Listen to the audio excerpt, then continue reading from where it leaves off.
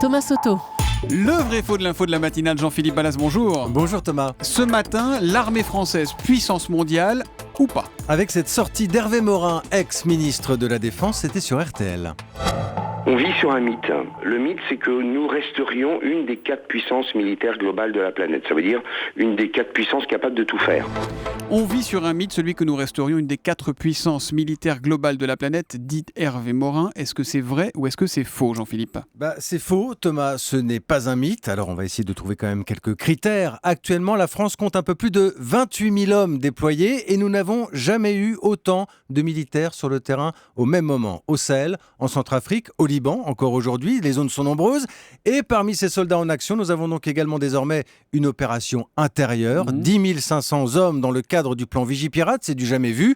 Des hommes qui sont placés sous le commandement, il faut le dire, du chef d'état-major des armées. Et si l'on ajoute, Thomas, plus de 400 chars, plus d'1 millier d'avions et nos têtes nucléaires, nous avons posé la question à plusieurs spécialistes.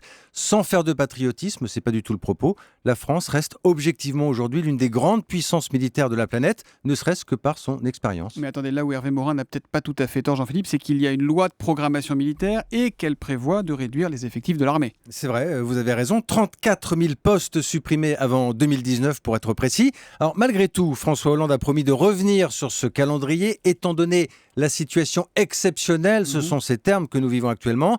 Alors, ce ne sera pas la suppression du plan d'économie, plutôt un ralentissement avec quand même une difficulté budgétaire. Il faut trouver l'équilibre entre la masse salariale et l'équipement de l'armée. Et on se souvient qu'il n'y a pas si longtemps, Thomas, plusieurs généraux avaient carrément menacé de jeter leur galon aux orties. Bon, ça dit ce qu'il faut dire et ce qu'on sait aussi, c'est que les relations ne sont pas au beau fixe entre l'ex et l'actuel. L'ex-ministre de la Défense Hervé Morin et l'actuel Jean-Yves Le Drian. Oui, vous dites ça gentiment, Thomas. C'est le moins qu'on puisse dire. Hervé Morin avait évoqué le moral abominable des militaires. Jean-Yves Le Drian avait fustigé son prédécesseur sur le thème « Je n'ai pas de leçon à recevoir ». Bref, il y a aussi de la politique et du règlement de compte là-dessous. Toujours est-il qu'on va reparler cette semaine de la loi de programmation militaire avec un conseil de défense prévu mercredi à l'Élysée. En tout cas, notre armée, vous nous le démontrez, n'est pas un mythe et c'est donc un faux pour Hervé Morin ce matin dans le vrai faux d'info de la matinale, signé Jean-Philippe Ballas. On vous retrouve demain juste après le journal de 7h30. À demain Jean-Philippe. À demain.